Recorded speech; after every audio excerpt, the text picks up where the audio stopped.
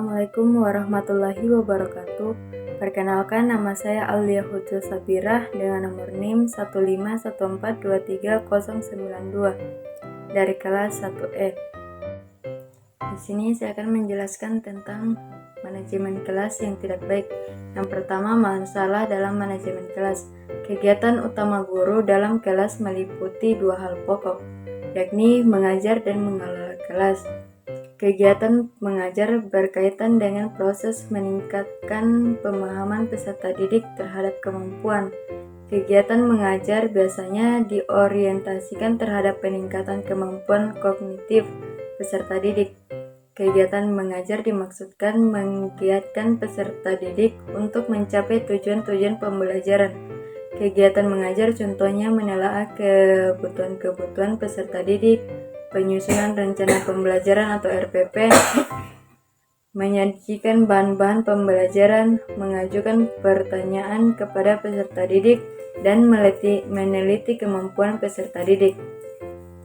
Berbeda dengan kegiatan mengajar, kegiatan mengelola kelas bermaksud menciptakan dan mempertahankan suasana atau kondisi kelas agar kegiatan mengajar itu dapat berlangsung secara efektif dan efisien. Contoh kegiatan pengelolaan kelas adalah memberi ganjaran dengan segera, mengembangkan hubungan yang baik antar guru dan peserta didik, mengembangkan aturan perainan di kelas maupun pada kegiatan kelompok, dan lain sebagainya. Masalah pengelolaan kelas dapat dikelompokkan menjadi dua kategori, yaitu masalah individual dan masalah kelompok. Perbedaan antara kelompok itu hanya merupakan perbedaan tekanan saja. Tindakan pengelolaan kelas oleh seorang wali kelas dapat efektif apabila dapat mengidentifikasi dengan tepat hakikat masalah yang sedang dihadapi, sehingga pada gilirannya ia dapat memilih strategi penanggulangan yang tepat pula. Yang pertama, masalah kelompok. Pendekatan pemecahan masalah kelompok memperlancar tugas-tugas dan kerjasama yang baik dalam melaksanakan tugas, memelihara kegiatan kelompok, memulihkan semangat siswa, dan menangani konflik yang terjadi. Johnson dan Benny pada tahun 2007 mengidentifikasi 7 masalah kelompok dalam pengelolaan kelas, yaitu kurangnya kesatuan, ketidaktaatan terhadap standar tindakan dan prosedur kerja, reaksi negatif terjadi pribadi anggota, pengakuan kelas terhadap kelakuan guru, kecenderungan adanya gangguan, kemacetan pekerjaan, dan kelakuan yang dibuat-buat, ketidakmampuan untuk kurangnya kesatuan, ketidaktaatan terhadap standar tindakan dan prosedur kerja, reaksi negatif terhadap pribadi anggota, pengakuan kelas terhadap kelakuan guru, kecenderungan adanya gangguan, kemacetan pekerjaan, dan kelakuan yang dibuat-buat, ketidakmampuan untuk menyesuaikan diri dengan perubahan-perubahan, semangat juang rendah, dan adanya sikap bermusuhan. Menemukan dan memecahkan tingkah laku yang menimbulkan masalah. Guru mengendalikan tingkah laku keliru yang muncul dan mengetahui sebab-sebab yang mengakibatkan ketidakpatuhan tingkah laku tersebut dan berusaha untuk menemukan pemecahannya. Yang kedua, masalah individual. Ada 4 tipe perilaku terkait masalah individu yang kurang baik, yaitu perilaku untuk menarik perhatian, perilaku untuk mencari kekuasaan, perilaku untuk melampiaskan dendam, perilaku yang memperhatikan ketidakmampuan. Masalah pengelolaan kelas yang berhubungan dengan perilaku siswa termaksud yang pertama, kurang kesatuan dengan adanya kelompok-kelompok. Yang kedua, tidak ada standar perilaku dalam kelas, ribut bercakap-cakap, pergi ke sana kemari. Yang ketiga, reaksi negatif, ribut, bermusuhan, mengucilkan, dan merendahkan kelompok bodoh. Yang keempat, moral rendah, bermusuhan lembaga, alat-alat belajar kurang, kekurangan uang. Yang kelima, tidak mau menyesuaikan dengan lingkungan yang berubah. Permasalahan yang ada harus diselesaikan secara kelompok dan ada permasalahan yang mesti diselesaikan secara individual. Semua bermuara pada penanggulangan masalah dan meminimalisir masalah terjadi sebuah peluang yang dapat mengefektifkan tugas wali kelas. Berbagai kegiatan bekerja sama dan komunikasi yang efektif menjadi sebuah solusi untuk dapat minimalisir permasalahan yang muncul. Masalah kelompok anak timbul bila kelompok itu mudah terganggu dalam kelancaran kegiatannya. Dalam hal ini, kelompok bereaksi secara berlebihan terhadap hal-hal yang sebenarnya tidak berarti, atau bahkan memanfaatkan hal-hal kecil untuk menggunakan kelancaran kegiatan kelompok. Contoh yang sering terjadi ialah para peserta didik menolak untuk melakukan karena mereka beranggapan guru tidak adil. Jika hal tersebut terjadi, maka suasana diwarnai oleh ketidaktentuan dan kekhawatiran. Masalah kelompok selanjutnya yang paling rumit ialah apabila kelompok itu melakukan protes dan tidak mau melakukan kegiatan atau mogok belajar. Hal ini itu dinyatakan secara terbuka maupun tersembunyi. Permintaan penjelasan yang terus-menerus tentang suatu tugas, kehilangan pensil, lupa mengerjakan tugas rumah, dan tugas itu tertinggal di rumah, tidak dapat mengerjakan tugas karena gangguan keadaan tertentu, dan lain sebagainya, merupakan contoh-contoh proses atau keengganan bekerja. Pada umumnya, protes dan keengganan itu disampaikan secara berselubung, jarang sekali protes tersebut disampaikan secara terbuka.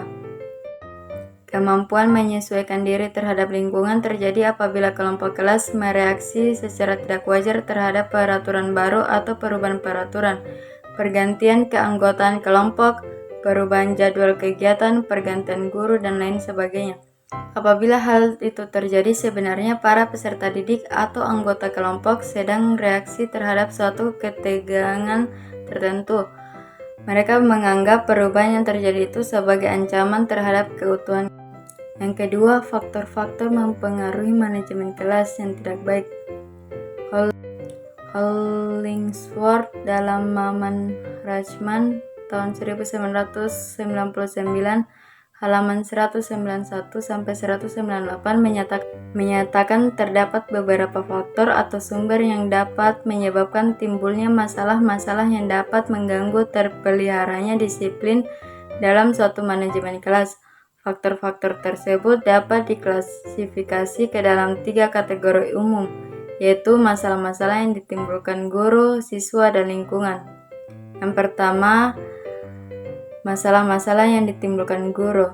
Pribadi guru sangat mempengaruhi terciptanya suasana disiplin kelas yang efektif, yang dapat menimbulkan masalah di dalam kelas terganggu. Yang pertama, guru membiarkan peserta didik berbuat salah, lebih mementingkan mata pelajaran daripada peserta didik, kurang menghargai para peserta didik, kurang adanya rasa humor saat pembelajaran di kelas. Kata-kata atau sindiran tajam dapat menimbulkan rasa malu siswa.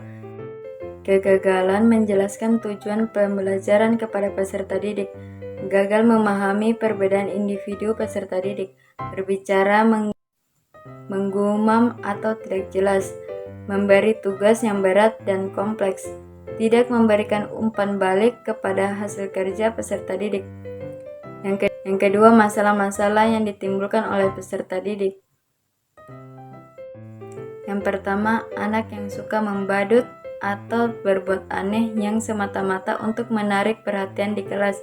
Yang kedua, anak broken home yang butuh akan perhatian, anak yang tersakiti, anak yang tidak mengerjakan tugas-tugas sekolah, anak yang memiliki rasa bermusuhan atau menentang terhadap peraturan, anak yang memiliki rasa pesimis terhadap semua keadaan, anak yang berkeinginan berbuat segalanya dikuasai oleh sempurna. Sedangkan gangguan disiplin yang datang dari kelompok peserta didik dapat berupa ketidakpuasan dengan pekerjaan kelas, hubungan interpersonal lemah, gangguan suasana kelompok, pengorganisasian kelompok lemah, emosi kelompok dan berubah mendadak.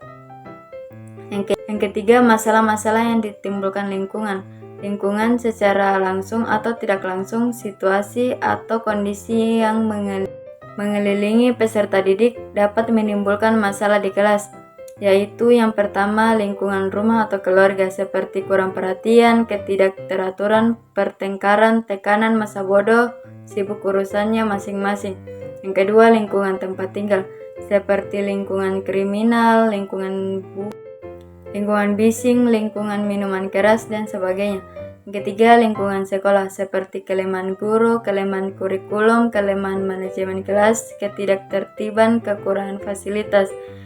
Dan yang keempat, situasi sekolah seperti hari-hari akan libur atau sesudah libur, pergantian pembelajaran, pergantian guru, jadwal yang kaku, bau-bau yang timbul baik dari kantin atau toilet, suara bising di sekitar kelas. Pada kenyataannya, sebab-sebab timbul masalah kelas itu sangat unik, bersifat sangat pribadi, kompleks, dan kadang mempunyai latar belakang. Walaupun demikian, ada juga yang sebab-sebabnya bersifat umum. Misalnya kebosanan dalam kelas, perasaan kecewa, dan tertekan. Yang ketiga, yang perlu diperhatikan oleh seorang guru agar mampu mengelola kelas dengan efektif. Masalah manajemen adalah usaha untuk menciptakan dan mempertahankan kondisi belajar sedemikian rupa sehingga proses pembelajaran dapat berjalan secara efektif dan efisien. Manajemen kelas sebagai salah satu tugas utama guru sangat berpengaruh terhadap pencapaian tujuan pembelajaran. Oleh karena itu, seorang guru perlu memiliki keterampilan dan pengetahuan yang cukup memadai agar mampu mengelola manajemen kelas secara baik dan efisien. Organisasi kelas tidak hanya berfungsi sebagai dasar terciptanya interaksi guru dengan siswa, tetapi juga menambah efektivitas kegiatan belajar mengajar. Dari hasil riset yang telah disimpulkan bahwa menurut Saiful ada 5 unsur sebagai variabel masalah yang perlu diperhatikan untuk membuat iklim kelas yang sehat dan efektif, yaitu yang pertama, bila situasi kelas memungkinkan anak-anak belajar secara maksimal, fungsi kelompok harus diminimalkan. Yang kedua, manajemen kelas harus memberi fasilitas untuk mengembangkan kesatuan dan kerjasama. Yang ketiga, anggota-anggota kelompok harus diberi kesempatan berpartisipasi dalam pengambilan keputusan yang memberi efek kepada hubungan dan kondisi belajar. Yang keempat, anggota-anggota kelompok harus dibimbing dalam menyelesaikan kebimbangan, ketegangan, dan perasaan tertekan. Yang kelima, perlu diciptakan persahabatan dan kepercayaan yang kuat antar siswa. Pribadi guru yang selalu memperhatikan siswa, selalu terbuka, selalu tanggap terhadap keluhan siswa, selalu mau mendengarkan saran dan kritikan siswa adalah guru yang disenangi oleh siswa. Dalam melakukan pengelolaan kelas, guru hendaknya bersikap tulus, menerima dan menghargai peserta didik sebagai manusia, serta mengerti dari sudut pandang peserta didik sendiri. Guru harus menyadari betul bahwa setiap peserta didik memiliki karakter masing-masing, sehingga tidak dapat disamaratakan, baik dalam mendidik maupun bersikap. Ketulusan yang diberikan oleh guru akan membuat peserta didik lebih antusias dalam belajar. Sebaliknya, sikap yang cenderung dibuat-buat justru akan terlihat lucu bagi peserta didik, sehingga guru akan kehilangan wibawa. Selain itu, guru juga harus menerima dan menghargai apapun yang baik secara fisik, psikis, maupun intelektualnya. Mereka adalah sosok yang sedang belajar sehingga guru wajib memberikan bimbingan dan arahan. Guru harus senantiasa menghargai peserta didik sebagai manusia ciptaan Tuhan. Dengan sikap guru yang selalu menerima dan menghargai peserta didik, maka dengan sendirinya peserta didik akan menaruh rasa hormat serta patuh terhadap guru. Begitu juga dengan rasa empati. Guru hendaknya memiliki rasa empati pada peserta didik. Rasa empati akan membuat guru lebih menyesuaikan dalam bersikap.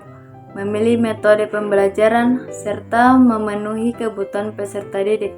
Rasa empati akan membuat guru terhindar dari sikap egois dan memaksa kehendak, khususnya dalam kegiatan belajar.